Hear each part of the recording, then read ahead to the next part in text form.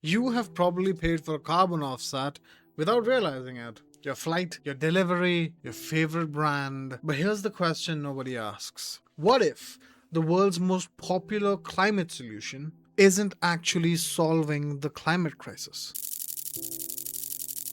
Carbon offsetting is everywhere. It's how companies essentially claim to be carbon responsible. It's how governments buy time. But it's essentially how all of us are told to feel better. But does it work? Carbon offsetting is powerful because it tells us exactly what we want to hear. You can keep living the way you do, just pay a little extra, and someone somewhere will take care of the emissions for you. It turns responsibility into a transaction. And that is precisely why it's become so popular. Because hey, as is with all aspects of society, if I can get it off my plate and feel great doing it, bring it. In theory, carbon offsetting is rather simple. If you emit carbon here, you pay to reduce or absorb carbon somewhere else. On paper, the math balances, but climate change does not run on paper. And this is exactly where things start to break.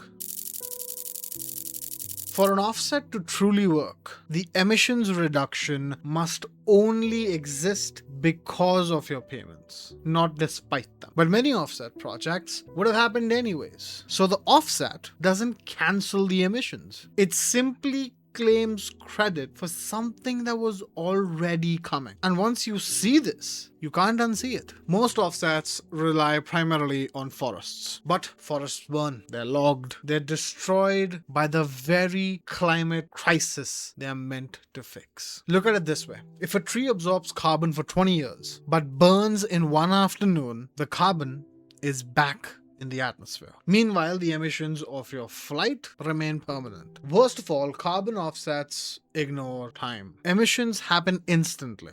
Offsets, they take decades. And the climate system, it doesn't wait. This mismatch matters far more than people realize. And here's the most dangerous part. Carbon offsetting allows companies and governments to delay real change. Corporate pledges citing timelines all the way to 2050. No, ignore that. It creates the illusion of progress without reducing fossil fuel use at all. And illusions are expensive. So is it safe to say that all carbon offsetting projects are bad? No. Some offset projects do real good. They protect ecosystems. They support communities. But they are not a substitute for cutting emissions. Offsets can complement climate action. They cannot replace it. So to put it simply, climate math is brutally simple. We need fewer emissions, not better excuses. Direct reductions, systemic change, and above all else, accountability. So the next time you speak at a house party or at an event about carbon offsets, remember that carbon offsetting was never meant to save the planet. It was meant to buy time. Time that can be repurposed